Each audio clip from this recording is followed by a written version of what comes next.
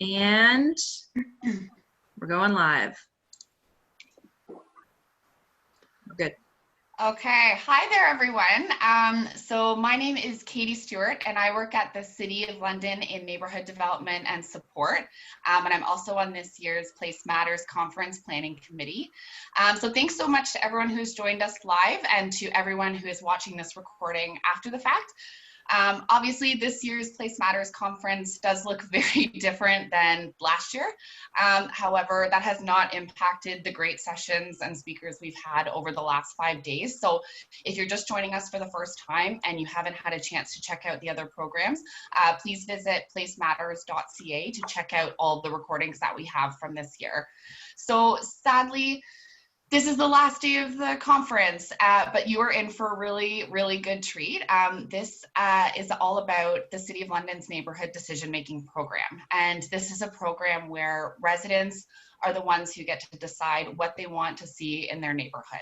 Their ideas help improve the spaces and places in their community. And so I just want to let people know who are joining us live.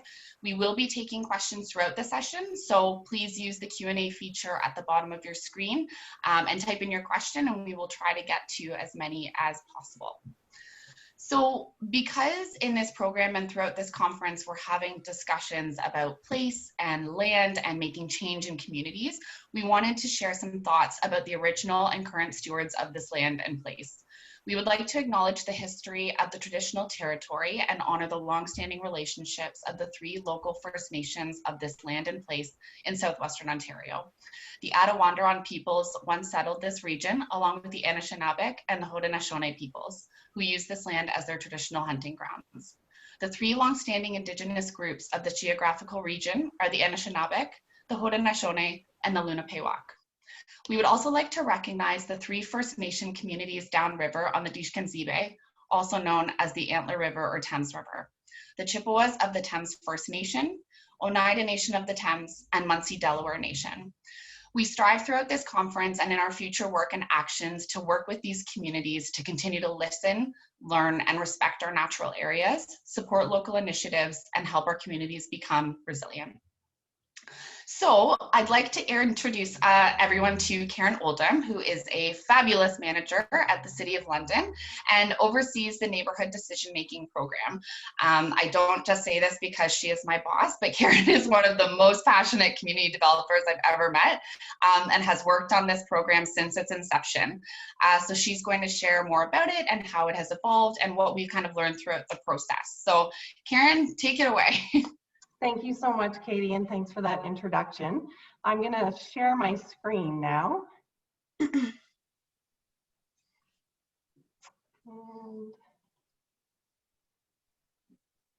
everyone see that? Mm-hmm. Great. So I'm here to talk to you about neighborhood decision making. I've been involved with this program since its inception, and it has been quite the journey. Lots of lessons and lots of fantastic projects in people's neighborhoods. So what is neighborhood decision making? It's actually a type of engagement process where residents propose and get to vote on how to spend a portion of our municipal budget. It's also known as a form of participatory budgeting.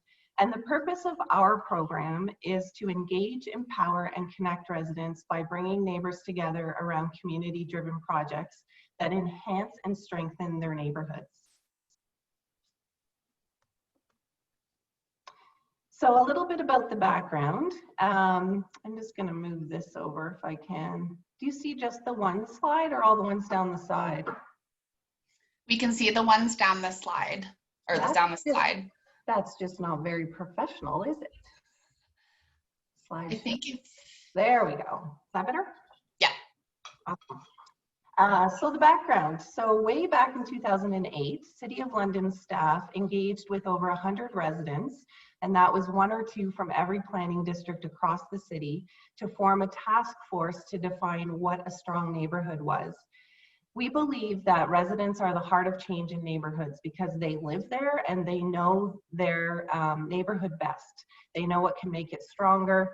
They know all of the changes that impact them day to day or changes they want to make.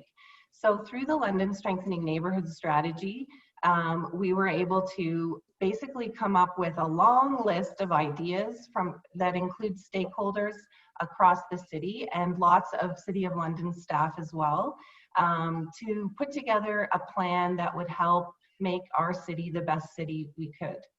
The strategy contained action steps under people in place and how they work together. So this was basically a vehicle for collective action, and we were really happy that we kept pretty much 75% of those 100 residents involved throughout the next 5 years. In 2015, we celebrated the conclusion of that strategy, and we began work on our next one, the London Strengthening Neighbourhood Strategy 2.0. Unfortunately, we didn't find a shorter name that would have been helpful, but we do term it the LSNS. So if you hear me skip over to that, that's what it is. But from our LSNS 1, we had a lot of legacy of programs that we still support and still provide across the city to Londoners. And you can check out a lot of those on our neighbourhoodlondon.ca. One of them was the Sparks Neighbourhood Matching Fund. And basically residents could apply for up to $5,000 for a neighbourhood project to a total of $50,000. That was the dedicated amount. The trick with the Sparks Neighbourhood Matching Fund was they had to actually match the amount they were applying for with in-kind resources. And it could have been volunteer hours, sponsorship, etc. But it was neat because it really made sure that they stayed involved. And then in 2016, council committed an additional $30,000 to test the waters in an expanded Sparks program. This basically became our neighborhood decision program. We basically wanted to increase the amount of participation that we were getting from residents and really make them involved in their neighborhood, make lots of decisions about what they wanted to see. So they could use the funds to plant public gardens, restore environmental resources, create public art, pilot programs, host events, document history, and on and on. In 2017, after that one was so successful, we were able to roll out NDM citywide. And how we did that was we divided the city into 5 areas. Residents were allowed to submit ideas to a particular area up to $50,000. Last year, we capped that at $30,000, and it allowed us to have more ideas funded, basically. So that's a total of $250,000 for the whole city that the council approved. This is just a quick look at those geographical areas, and this is something that more and more city staff are using. So we have Northeast, Northwest, Southeast, Southwest, and Central, and a lot of our staff are actually attached to these geographical areas. So when you're calling in, we know who is going to support you. So how does NDM work? Basically, residents submit ideas, often in consultation with their neighbors or perhaps the community association. We as city staff vet the ideas for feasibility. Then, if they're feasible, we create 5 different ballots, one for each of those areas, with all of the feasible ideas on it. We promote the heck out of vote day, and our residents also promote their ideas leading up to vote day. And then in one day at all of our libraries and also online, we have our vote day. It takes us about a week to sort it all out, and then the winners are announced and the ideas are implemented the following year. So just a couple of notes around this. If you're thinking about this, unfortunately, we did not have this program this year. We're very hopeful that we will have it next year. We do have an idea bank, and that idea bank is full of ideas that have already happened or that have a very good cost estimate attached to them, and we know that they're feasible. We encourage groups like neighborhood associations to work on ideas together. The more people that are involved in the idea, the more likelihood that they can enact their networks and get people to vote for their idea. Initially, in our first and second year, we had people putting in multiple ideas. Some people would put in 10 ideas. What we're trying to tell people is, if you have that many ideas, you're basically canceling out your votes if people are voting for 10 different things. It's just the top votes up to that 30,000 or 50,000, sorry, that can win. So we encourage people to put in one very strong idea. We connect residents with similar ideas. So if there were two people that wanted, for instance, a playground enhancement in the same park, then we would get those people together and have them work together on their idea. So the next part, which is really kind of tricky, is our feasibility. And I've listed here the different offices at the city who have been involved with the program. Feasibility is tricky because it's often hard to just know what the amount would be or if it was feasible. And to be feasible, it has to be at that 30,000 cap mark. So unfortunately, when people put on their idea that they would like a splash pad or a skating ribbon that goes through a park, these ideas are much more than 30,000, unfortunately. So feasibility has a lot to do with finding out how much they cost, but then also finding out, is the place suitable? Are there people who will actually do the work?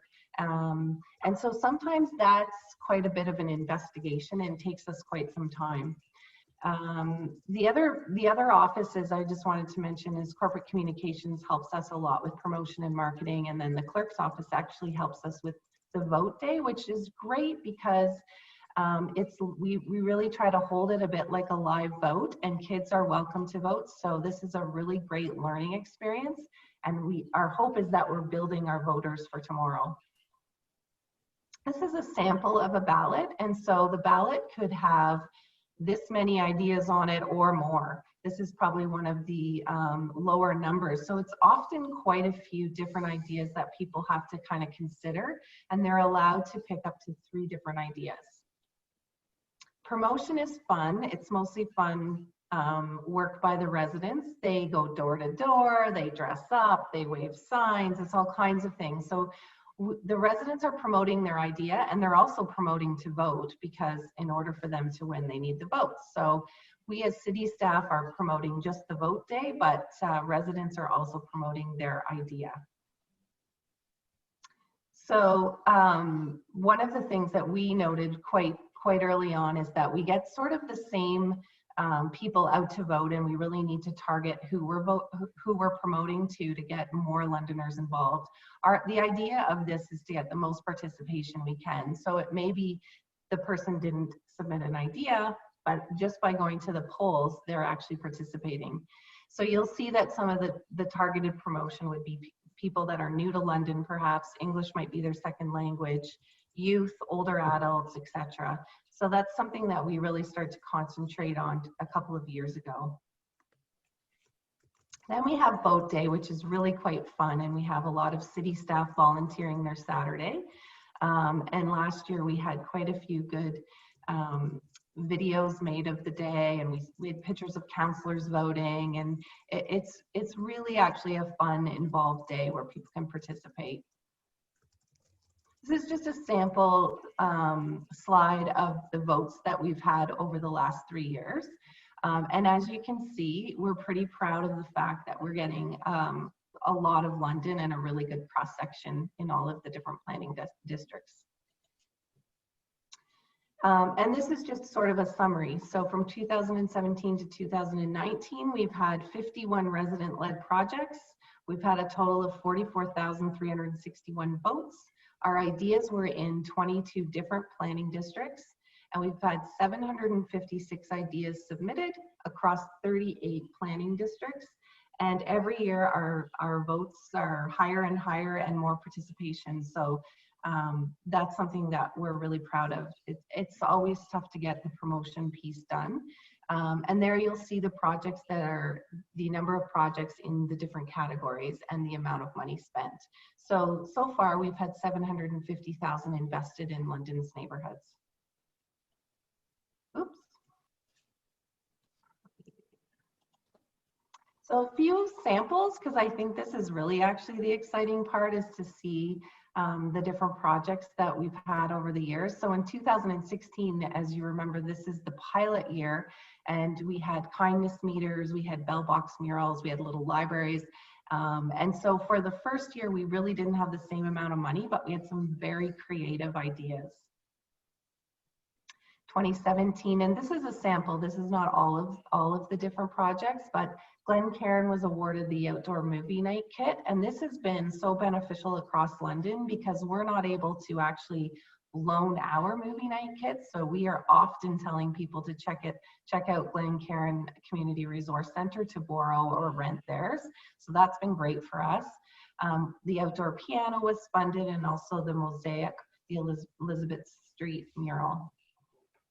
In 2018, we had bat boxes added, Christmas on the Green, which I did attend. It was quite awesome. A lot of work went into those little huts that all the goods were, the vendors were in, and some trees in Plain Tree Park. And then 2019 was the year of the neighborhood outdoor rink, I think, because we had quite a few of those. Basketball standards were put up at Northbury Public School, and that's as fresh as this summer. I went and took that picture. As well as an interesting start to someone starting a sort of a future program called Rights and Responsibility Awareness Initiative, and this is fantastic. It's actually workshops for newcomers to basically learn what some of the challenges and barriers are to settling in London. And then just a few more pictures, some of my favorite. I had to include the bees and the pollinator pathways since we're going to be headed that way. And also there's a lovely reading garden at one of the churches in the downtown, which is special. So challenges, we've had lots of challenges. I think just the amount of time it takes to research all of the different ideas to make sure that they're feasible does take time. We also know that we still have lots of work to do to discover what are the barriers that face marginalized groups, because we really want to increase their participation. This is a really neat way for everyone to participate in London, and this is a program that crosses all ages and you know, should be available to everybody. Park projects are interesting. They can vary in cost greatly. So when someone says from Parks Planning that something is feasible, and then we actually get it on the ground, quite often we are into much more money than the actual amount originally allotted. The other thing is, a challenge for you as someone that might be submitting an idea is that it's not just you and your neighbors. You really actually have to work quite hard to get votes. It will take hundreds to win. And you know, initially you might have been able to win with 45 votes, and now it's more like you'll need 400 to 1,000 votes.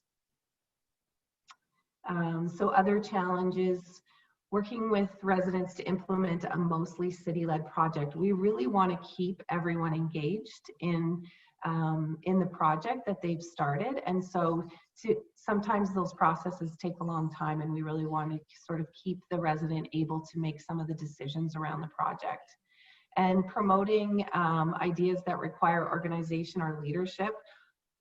We need to promote that this does fall back on the idea submitter. A lot of times people will submit an idea for, let's say, a porch concert, thinking that someone at the city will run a porch concert. But these ideas that people are submitting actually fall on the person that's submitting. And I think sometimes it's hard for people to understand that it's not someone else that'll just take the money and run with the idea.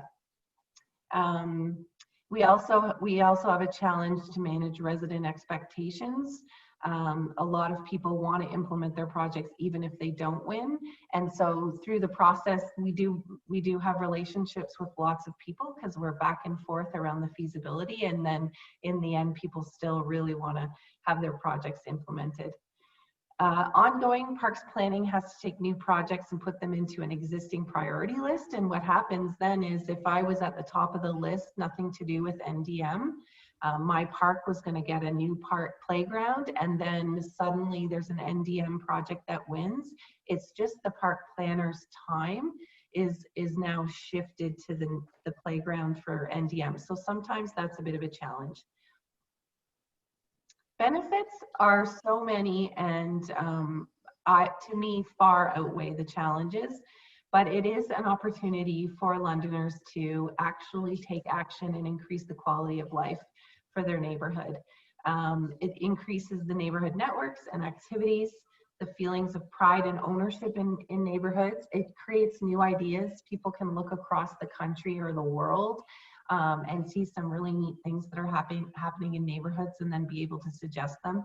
And really the team, the neighborhood development and support team, our work is actually to make them feasible. So it is our goal, no matter how crazy the idea, for us to really try to make it work. It's unfortunate they don't all work, but it is something that we really try hard to do. There's an opportunity to enhance existing projects. So if there was a playground build and somebody won more money, it's a chance for the project to get even bigger, which is neat. And the involvement, as I was saying, of children and youth, it's just such a good education, education about our voting system and how the city works. So we're happy that we were able to involve children and youth in that. We also understand that Londoners expect a bench, let's say, to be, I don't know, $200, and suddenly we're telling them it's $1,200. This is quite an education process to help people understand how much things are costing, and that's implementation, cement pad, the type of things we have to put in a park so that they're long lasting. So we're happy to educate Londoners, and I think it's helpful for everyone to understand where our municipal dollars are going. So that's definitely a benefit. And I was saying earlier, a lot of our service areas have adopted the 5 areas. So we're starting to speak common language, and that's been really helpful. We know who our counterparts are in the same part of the city. And so we're working a little better together, which is nice. We've definitely had lots of positive relationships developed between staff and residents. And this leads to things like Place Matters being successful. So that's fantastic. And the bottom line really is that it is an opportunity for Londoners to have a say in how some municipal dollars are spent and to be able to decide which of the real projects and initiatives they would like for their neighborhood. And that's my presentation. Awesome. Thank you so much, Karen. I just wanted to ask a couple of questions, and even though I'm on the team, and maybe I should know these, but I'll throw them to you anyways. Are there other places in Ontario or Canada that do similar programs like neighborhood decision making, or are there places that have reached out to you to say, we're really interested in this program, how can we get this going in our own municipality? I would say both.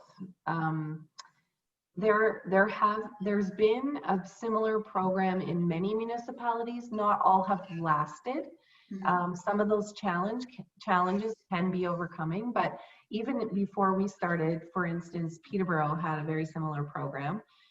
So there are many places in the States. They're not all run the same. Calgary has one. Some of them are ward-based. Some of them are sort of counselor focused. So the counselor has a pot of money and then does the same participatory budgeting within just their ward. So we have had people contact us and ask us how we do it. We've put a few of these slideshows together for Parks Ontario, for example, and Tamarack. So people are interested for sure. Mm-hmm. Yeah, and I guess the other thing that maybe you could touch on really briefly, I know one of the challenges that you mentioned was with kind of parks planning, and when people submit an idea, it kind of can shift a few things. But can you talk a little bit about kind of the information that we get from even ideas that aren't successful, and how our department and other departments can kind of take that and say, oh, we didn't know that this was such an interest in this neighborhood. How can we work this into our future plans? Yeah, for sure.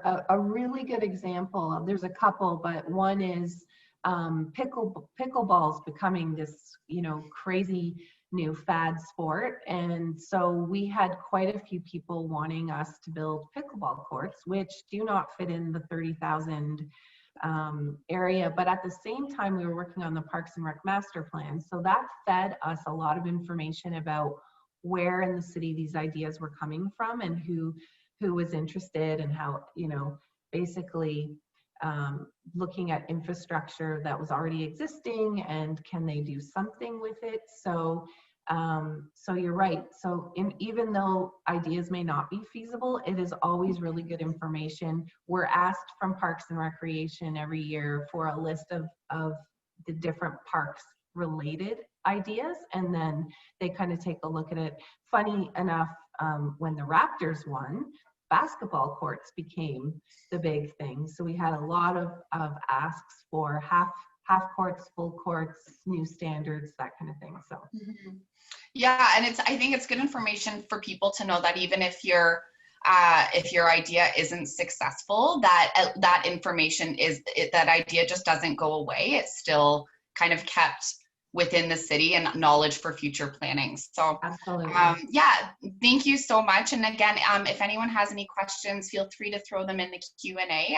You can also see Karen's email address up there if you have any questions about the program, or you can email us through the website placematters.ca. So we've kind of heard from the city side, and now we have 3 great residents who are going to tell us a little bit about their experience and learnings with the neighborhood decision-making program from their perspective. So we have Skylar Frank with us, who is the Vice President of the Board for Urban League of London. She's also the Executive Director for the London Environmental Network and the co-founder of the Coves Community Association. And if she was not busy enough, she is also a member of this conference's planning committee. She has submitted NDM proposals in the past, and although hasn't personally been successful on an application, she's helped on the implementation of a few projects, including the Oldies Village Pollinator Garden, where she co-designed and facilitated the implementation of the gardens. Through the London Environmental Network, she has also supported the Lola Bees NDM project and the NDM Pollinator Pathways project. And then we also have with us Mary Ann Griffith, who is a committed environmentalist and an advocate for local sustainable food systems and renewable energy. She's worked with London-based organizations to promote sustainability and community-driven carbon and waste reduction. She's worked on many social justice and sustainable development projects in Indigenous communities in many countries, and she works closely with First Nations communities in Ontario to increase access to clean water, clean energy sources, and sustainable, affordable housing. She is currently the Green Economy London Hub Manager, where she is committed to helping London businesses set and achieve sustainability targets. And then lastly, we have a longtime sustainable food advocate, Ellie Cook, who is the co-founder of Oldies Village's farm-to-table organic restaurant, The Root Cellar. She's also a natural urban beekeeper and is on the Lola Bees board. She is also a co-owner of On the Move Organics. And as an avid beginner beekeeper, unconventional special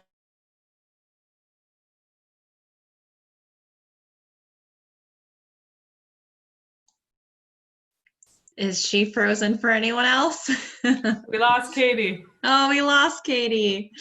Oh dear. All right. She was about to say Ellie's amazing. Yes, that's what I got from that. You're all amazing. And so I think that was all leading up to the showing of a great video that was created. So I'm going to toss that up and we'll wait for Katie to come back.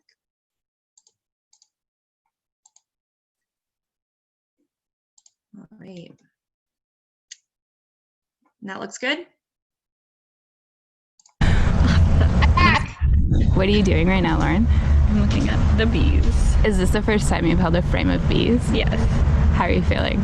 So excited. I love them so much.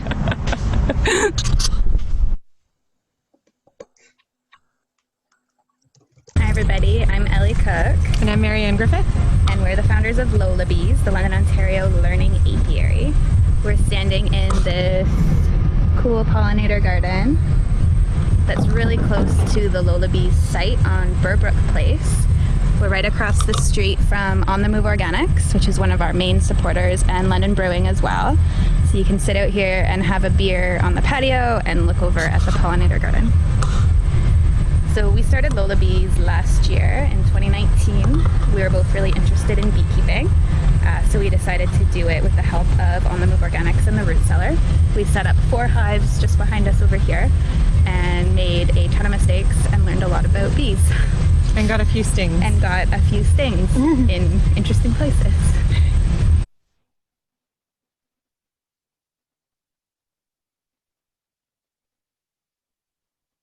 So my interest in beekeeping comes from the projects I'm involved with that have to do with local sustainable food. I'm one of the founders of the Root Cellar restaurant in the Old East Village, and I'm also involved with On the Move Organics. I worked with Ellie for a number of years at the Root Cellar because I also have a passion for sustainable food.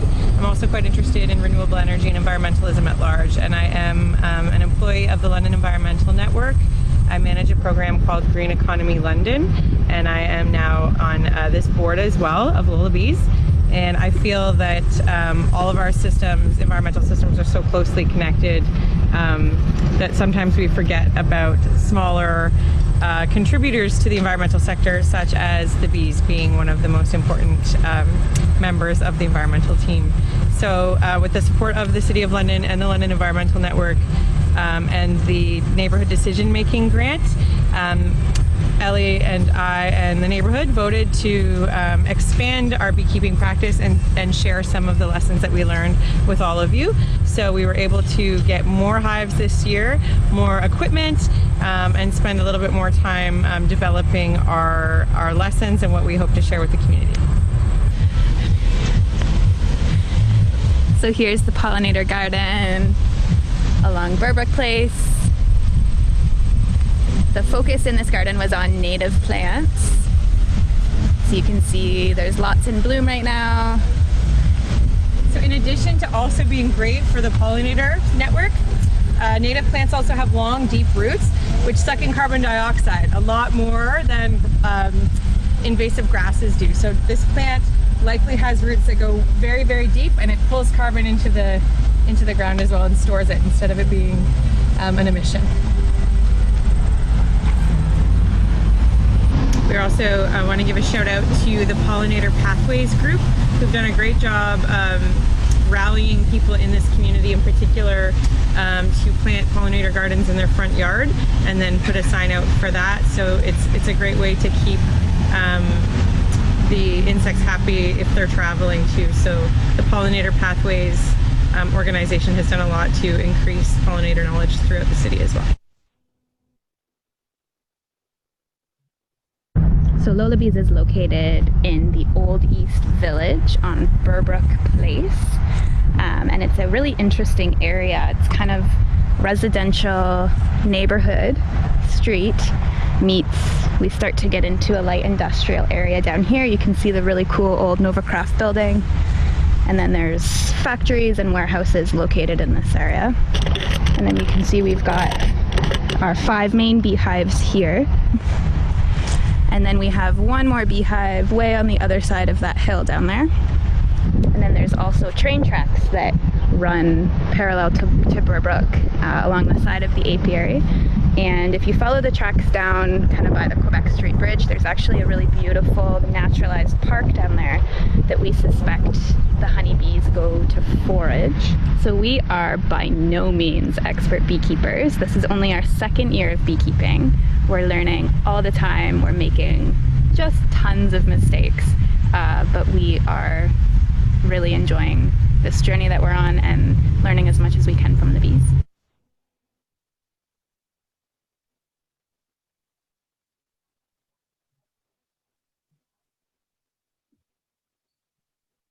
Bees also have kind of hilarious preferences. They don't like the smell of body odor, so make sure you shower up before you come out to the hives.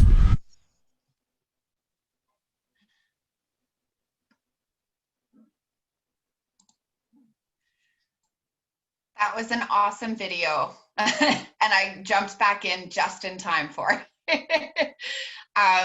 So apologies for the internet dropping, but Ellie, if you want to maybe share a little bit more about the Lola Bees project and the pollinator gardens and some of your experiences with NDM, that would be great. Yeah, absolutely. So as mentioned in the video, Lola Bees, which Lola is my 4-year-old daughter, and so the acronym is the London, Ontario Learning Apiary. Lola Bees is an urban beekeeping nonprofit in our neighborhood, the Old East Village. Our mission is to practice natural beekeeping, develop community workshops and experiences, and to approach beekeeping as an active environmental stewardship. So we received funding in 2019 through the NDM program, and that's allowed us to expand the project to develop programming for community engagement, and eventually, I'll get into the eventually part in a minute, add to the pollinator habitat along Burbrook Place in the Oldies Village. So our motivation from the beginning has been a desire to learn more about bees and beekeeping as a practice of environmental stewardship. Marianne and myself and our other founder, Jeff Pastorius, we're all excited about the potential inside urban beekeeping for broader community sustainability learning and community building. So the way, in our minds, the way it would play out and what we're actually seeing now is that honeybees are just exciting. People are excited about honeybees. The idea of community beekeeping is galvanizing in a way. So people of all ages are excited about bees, they're eager to learn. And this excitement about honeybees leads to spillover learning about other sustainability issues. So you're excited about bees, you can't help but learn about other native pollinators, pollinator habitat, its importance within cities, ways to connect to nature and to the land, even models for community decision-making, just like the NDM program. So I don't know if you know this, but bees are democratic. Pretty cool. So through bees, we can approach community sustainability learning through this unusual and exciting entry point. And it was that potential and that excitement that I think really led us to consider the NDM application and ultimately to be successful in getting the funding and getting our community on board with the program. So the NDM grant provided this amazing opportunity to engage our neighborhood to ensure that we were creating a project that met the needs of our community. We did campaign a lot. We used social media, we flyered our neighborhood, we went door to door, especially on the that Burbrook Place street, which is right adjacent to the apiary. We spoke with a lot of people in person. We also did some interesting things, like we partnered with Beal Art to design and paint some of the hives and kind of get the student community interested in what we were doing as well. So yeah, ultimately our experience with neighborhood decision-making has been fantastic. City staff have been extremely helpful, right from our first kind of the feasibility assessment right through to the relationship that we have with Skylar and London Environmental Network. Skylar is amazing. The whole process really helped us clarify so much about the scope and the implementation of our project. Yeah, so a few things, a few challenges we had. Obviously, we didn't anticipate COVID. So much of what we were planning had to do with actually gathering in person in the community, and that just wasn't really feasible this year. So instead, we focused our resources on having more digital resources available, workshop planning for 2021. We launched a website at lolabees.org, so you should check that out. We also just launched a natural beekeeping zine. It's a collaboration with a local artist who actually did that painting. And that zine is available for free on our website. And then we also have a free digital beekeeping workshop launching as soon as we finish editing it. So we're attempting to create more of a digital engagement with the Lola Bees project for this year. Another just learning opportunity, I guess, we ran into a bit of a snag with some unforeseen changes to the site that we were using for Lola Bees. So the whole area was dug up for much of the spring and summer. And it's now in the process of being turned into a green space, which ultimately is amazing, and it's a great opportunity for us. We just weren't all on the same page about what was happening when. So ultimately, the landowner was really happy to set us up on a field close by, and is very excited about more pollinator gardens and learning spaces going in next spring. So that worked out pretty well. So yeah, so in the end, we're very grateful to the NDM program, the team we've worked with, and this has made the Lola Bees project feasible. So yeah, thank you. That's so great. And I want to ask you, and maybe Marianne, if you want to jump in at all, this idea of food and nature and community building and place, like this whole, and even in your work with On the Move Organics and the Root Cellar, like there's such a connection to food and place and neighborhoods and community. Could you just talk a little bit about how you see all of that connecting together? Ellie's really the food expert, and I insist that she answers the question. Despite I could rant on about this, but I refuse at the moment. Thanks. Yeah, I mean, at the base level, bees are pollinators. They're responsible for a huge percentage of the foods that we eat. So there's a very kind of basic connection, but also bees, when you think about a bee foraging, it's traveling over a huge range of land. So when you start to interact with the bees more, you become, just by dint of the activity of beekeeping, you become more connected to the geography of a place. Mm-hmm. So in the video where I mentioned that there are train tracks that go kind of along to this naturalized park, we didn't even know that park was there until we decided to do kind of a walk to view what the forage area of the honeybees would be. And it's a beautiful park. We go there every week now. So we also became pretty aware of people using pesticides and things in that neighborhood. People would alert us. Someone had sprayed their lawn really close by with a chemical pesticide, and someone called us to let us know that it could affect our population. So interesting things like that came up too. Yeah, and that really showed like the community was so invested in the bees, and they were so concerned and aware of those inputs and the potential impact.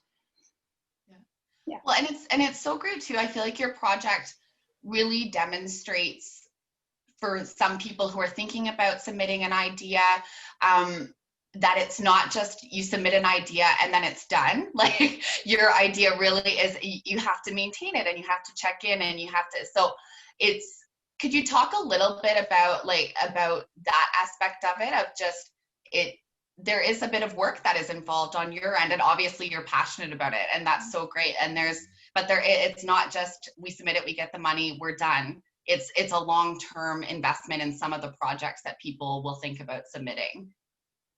Yeah, it has been a lot of work, and I think for Marianne and I both, we would be doing something like this anyways, but the NDM program just helped us elevate it to a level where we can involve the community. So we're invested because we love bees and we love this, activity of beekeeping.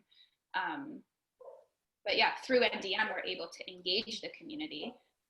But yeah, we would say like Marianne and I get together every 2 weeks at least to do beekeeping. There's activity all throughout the week related to, the back end of it. So it is a lot of work. Mm-hmm. Yeah. But if you're passionate about it, hopefully it doesn't feel like work all the time. No, absolutely. Yeah. It's great. Yeah. Skylar or Marianne, do either of you want to jump in and share any further kind of learnings or insights or anything that you had with your experience with NDM? Marianne, do you want to go? Because I have a couple photos I want to share with people about the gardens. So I don't know if you my only comment is not about NDM at all. It's that bees and wasps are very different creatures. And I know at the moment we're all particularly frustrated with the wasp population in London. And I just wanted to state that they're not the same creature. And if you Google an image, you can see how much cuter and sweeter bees are than the pesky wasps that have been stinging our loved ones as of late. That's all I wanted to say briefly. And I'll pass it over to you, Skylar. I'm glad you said that, because so my partner's mom is an avid gardener and I love her, and she has a huge backyard garden full of flowers, and she was always like, oh, these bees are all over the food. And I'm like, no, they're wasps. It's like, don't besmirch the name of the bee by getting mad at the wasps. Anyway, I agree. A lot of people I don't think know the difference. But yeah, I let me see if I can share my screen. I think I can. Excellent. So I was more involved. I'm not really involved in the Low Bees project, I'd say, except for supporting from kind of more of an administrative capacity, because I think that is an interesting part too. If you are applying for money, like it has to eventually go somewhere, whether or not the city's like paying directly for something or if it like goes through another organization. But that is definitely something to consider when people are applying. It's like, who can I partner with that has like some sort of process to do financial management, or how will we pay for whatever thing I want to happen in my community. So definitely something to consider if you are running a program. But let me pull up my photos for the area. Where is present? Here we go. So yeah, I got pulled in, but happily pulled in, to the Oldies Village Pollinator Pathways Project Garden. And this is the area in 2009. So this is kind of where the gardens have gone in. I just like to show like the stark sadness of the non-native grass and the empty wasteland before you guys get to see all the beautiful flowers. But I have so far not been successful in my applications for the MDM projects. I will say because I didn't do any of the things that Ellie and Marianne did to win. So I put in ideas. I've just been like, you know, if the fates select it, the fates will choose my idea. And so far that hasn't happened, but that's good because I feel like if you put in the time and effort like Ellie and Marianne have done with Lola Bees, you will be rewarded by being selected because, you know, if you spend time campaigning and talking to the community and getting them really jazzed and excited about it, you're going to have a much better product at the end of the day and people who are going to be really engaged in your project. So that is my tip for people. If you apply, you know, do some work after to try and get people to want to do your project. Also, it's better too if you have a project that's come from the community. So like you already have 10 people on board who want to do it with you. That makes it a lot easier. But anyway, so I was kind of pulled in onto this project, which is exciting. The grant was awarded to a community member in Oldies Village, and she reached out to a couple people who she knew had done community garden projects in the past or pollinator gardens in the past. So people like Gabor Sass, Becky Ellis, Vanessa Kinsley, Aaron Much from the Thames Valley District School Board. So she kind of pulled together a cohort of people who she knew would be able to help. And we all kind of brought a unique part. So I, again, am more like administrative, like I'll pay for the mulch, I'll pay for the plants. So I'll make sure that they get picked up by Alchemy Junk at the time, or Alchemy, yeah, Solutions. Anyway, and then Becky pretty much organized everything. Becky Ellis is amazing. People who are in the bee world and the pollinator world know her. And she organized all the plantings, what type of species to plant to make sure that they're native species, how many of each to order. She knew how to kill the grass by putting down like cardboard and then dirt and mulch. The nice part about having Aaron Much involved from Thames Valley District School Board was that she brought in 2 field trips of students to help prep the area and then plant the area.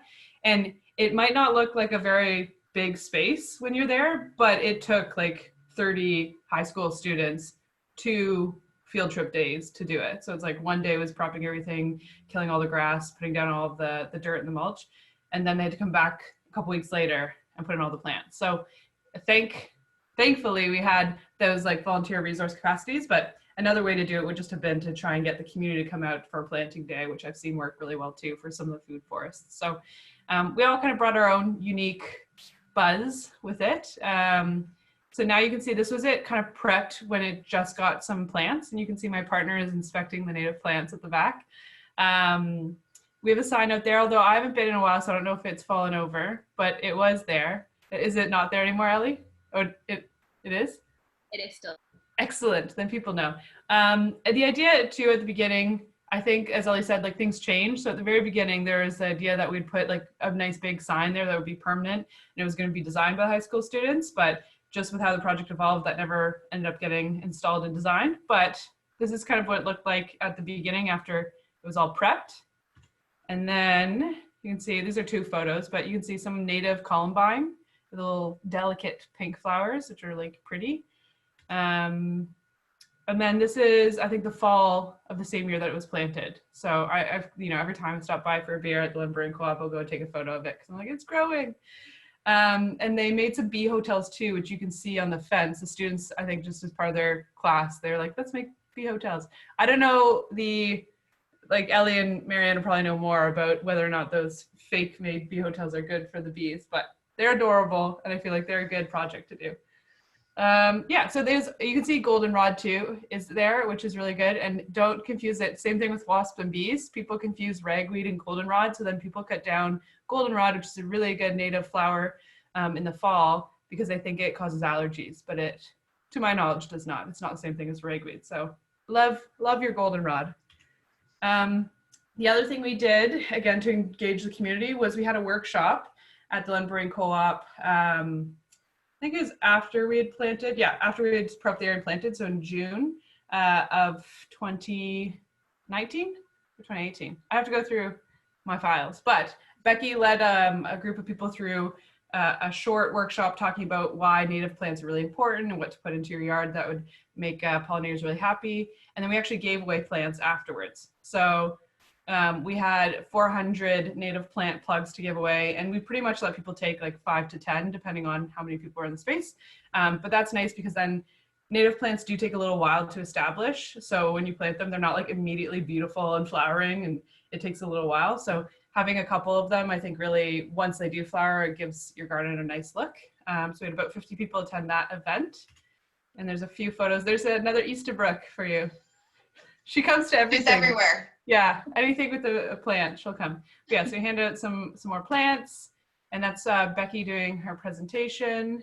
And then these are some of the high school students who did the actual planting. So thank you, high school students. And then again, some more Columbine shots. They're really delicate. I think they look like fairy lights. Another photo, some more goldenrod. So lessons learned. It would have been much easier if we'd built the community first. So we kind of went in as, you know, I live in the Coves area, and I don't know where some of the other, like Becky lives in Byron. So we struggled a bit to engage the community, and we had wanted over the summer, for example, when the plants were just trying to get established, we'd wanted somebody local, like on Burbrook, to go and water them, you know, like just fill up a jug of water from their faucet and go out and water things, because there's no water hookup out on that side of the street. But we couldn't find one. And I did flyer that street. So I one day printed out a bunch and just said like, hey, there's gonna be a garden at the end of your street. It's native plants, it's beautiful, you're gonna love it. Here's my contact info. If you'd like to help, please send me an email. We did have somebody volunteer, but I don't know if they actually did follow through and do anything. So it would have been easier if there was a bit more of a community swell around it. For now, it kind of seems like a nice aesthetic piece in the neighborhood, but it's not necessarily like it didn't build community because we brought in like different people from across the city to do it. So I think that would have been better. With gardens, they do need a long-term maintenance solution. And I think the city probably both loves and maybe gets frustrated with some of these ideas because people are like, it's going to be amazing. I promise I'll take care of it. And they're like, but people are busy and things happen. So today, if we had been there in person, I was going to get people to pull some of the weeds and put in some mulch. But pretty much right now, we're only doing like maybe once a year, a bit of a cleanup. And like Gabor will organize it with some of his pollinator project people. Or, you know, if we had been in person today, we would have done a little bit of maintenance, but it's not something we planned or it's not really continued. It was really good that we engaged the different groups in the project. Like I said, since we collaborated with a bunch of different organizations, they all brought their own unique skill set, and it worked really well. Definitely delivered the flyers by hand. The free plant giveaway was great. People like went nuts for it. So I would say if you do have a bit of wiggle room in your budget, like put in a bit of money to give away like seeds or plants or whatever, it's something to get people to come and experience your activity. And the last thing is it's easier to have a lot of people working on a project than doing it alone. So I think like what Ellie and Marianne have done with Lola Bees, it's great because you have somebody that you can go, that you're responsible to, but also that you enjoy spending time with. So it's like a fun activity you can all do together. So I'd say anyone putting in a project idea, find a couple friends. It'll be way better than just doing it by yourself. And those are my lessons. Awesome. Thank you, Skylar. That last point leads me to just one question that I wanted to ask. I feel like with your describing the project, there are so many different people and involved. Do you have any kind of tips on how to get a good collaboration going? And I know you said a good collaboration kind of before you submit an idea, but tips on how to get people involved and also getting them to stay engaged and motivated throughout the project. I know we've seen kind of people submit and then leave, or some people move or things like that, but what are some ideas or tips that you might have to kind of keep people, the momentum going once someone wins and keep people engaged in their projects? Yeah, I can definitely talk to it from more of the organizational perspective, just because, like I said, we did do a great job of engaging the community, but pretty much it was just at the beginning. we thought like, who are good pollinator gardening people, and then invited them to a meeting. And then at that point, like, I didn't think that the high school students would come and do all of the labor to install the garden. It wasn't like, you know, that's why we invited Erin to come to the meeting. It just happened to be, she was like, well, I've got a class and we do experiential learning trips, and how about they do the planting? We're like, yeah, amazing. So I think pretty much just having the conversation, shooting somebody an email, giving them a call, having a meeting, and just being like, do you want to participate? What would you bring to it? Because their ideas of what they can offer you are going to be better than what you maybe assume they could offer. So at the beginning, I think it's just a conversation. Like most of the cool projects, I feel like that Marianne and Ellie probably have done, and maybe I'm speaking for you guys, but like, I don't know, most of mine are just a conversation with some cool people. And then you're like, yeah, it sounds amazing. And I like hanging out with you. So let's just do this project. Yeah, and even if like, there's so many organizations in this city and beyond that are doing environmental work, that are doing neighborhood building work, that are doing all these things. So even if you don't know people directly, reaching out to those organizations, and even if the organization doesn't have time or doesn't have the capacity to support, might be able to connect you with other people who do, because they're in that same network. Definitely. And It's I all would about say, relationships. yeah, I have to give mad props though to Becky Ellis, because honestly, I don't know if that project would have happened without her, because she designed the garden, did it all. Like she was there as essentially the lead for all those planting dates. So maybe another good one is like finding a great champion in like what the project is that you're doing, who knows, like is an expert essentially. She's an expert at bees. So here you go, Becky, and she did great. Yeah, shout out to Becky, who's swamped with academia right now. Yeah. Well, thank you so much to the three of you for coming today and kind of sharing your perspective. As we're kind of wrapping up towards the end of the hour, and on behalf of the Place Matters Conference Planning Committee, I want to thank all of you and all of our panelists throughout this week for joining us for all these sessions. As I mentioned earlier, you can find all of the recordings on www.placematters.ca. And if you have any questions about the conference or a session, or you'd like us to connect you to someone that was on a panel, don't hesitate to send us an email through that website. We'd be happy to give you a hand. And just kind of a final thought, because this is the last program for our conference, that it's like been such a challenging last 7 months, to say the least, and we don't know what the future looks like. We're hoping that we can all be in person next year, and not have to have a whole conference virtual. But I hope that everyone has kind of come away from this conference with a bit more optimism and hope about place and community building, because there's still so many opportunities to do that, even if the world looks a bit different. I know so many of our speakers have shared that while COVID has really challenged the kind of traditional ways that we tend to build community, it's also really had us get in touch with our neighbors and our neighborhoods, and really look to how we can support one another and build a really, really good place for everybody. And it's such a beautiful thing to see that while kind of our connection looks a little bit different, it's still there, and we need it now more than ever. So again, like, thank you to everybody for coming together today and throughout the conference, and please stay safe and healthy, and we look forward to seeing you next year, hopefully in person. So thanks to everyone for joining today. Bye. Bye.